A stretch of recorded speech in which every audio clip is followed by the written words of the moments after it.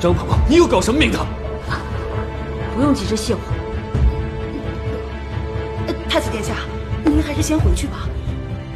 我刚才跟您说的话，请您放在心上。您放心，您说的事，我会尽快办成。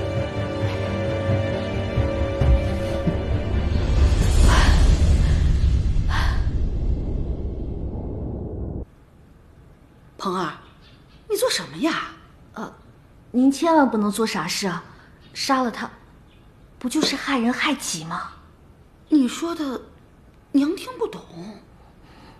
您不是要毒死姬生吗？这话可不能乱说呀！这要是人听见了，可有杀头的。谁告诉你的？也不是丽丽说的，就是有人曾经听说您私自做主杀了一个张家的上门女婿，我以为您又要……哎呀，又是此事啊！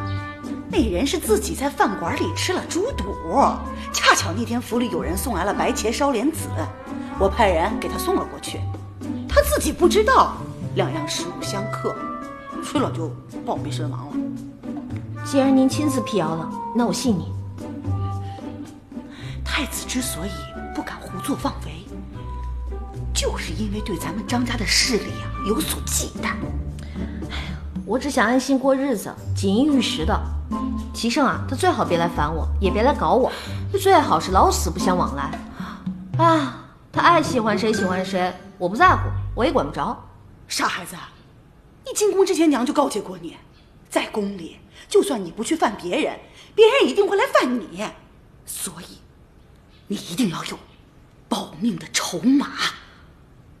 保命的筹码就是皇嗣啊！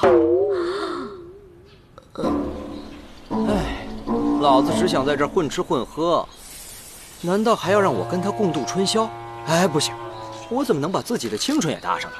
我和齐胜，西吧，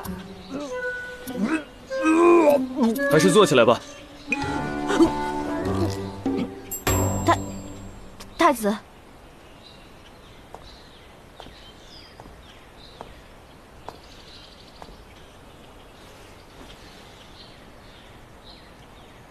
今天早晨在祠堂，还多谢你出面解围。那不算什么，太子殿下，我还有事儿，我先走了。坐下，陪我说会儿话。真的只想说说话？今日你莽莽撞撞地闯入屋中，可是担心我有什么不测？